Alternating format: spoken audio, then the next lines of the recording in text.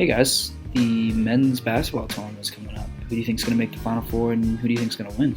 The men's college basketball season has been wild beyond belief. I mean, the top 25 was changing up every single week. That being said, I believe the University of Arizona will win this year's men's college basketball national championship. Tommy Lloyd, their head coach, has this team firing on almost every single cylinder. I don't believe any of the other teams that can compete have what it takes to win the national championship. So for my Final Four, I have Texas Tech, Baylor, Arizona, and Auburn. And out of those four teams, I have Arizona and Baylor advancing to the national championship game, with Arizona winning. I feel like Baylor still doesn't get enough credit. I mean, they're the defending national champions. Yeah, they didn't have their best showing in the Big 12 tournament.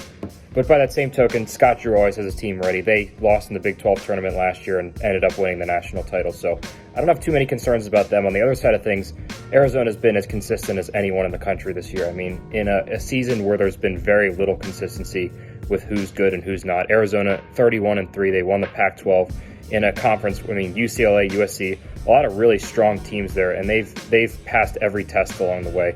They've been really solid overall, and I think Tommy Lloyd gets a national championship in his first year at the helm. In my Final Four, I have my sleeper pick UConn coming out of the West region, Arizona out of the South region, Kansas out of the Midwest region, and Kentucky out of the East region. And then I have Arizona and Kentucky meeting up for the national championship game, and Arizona winning the national championship.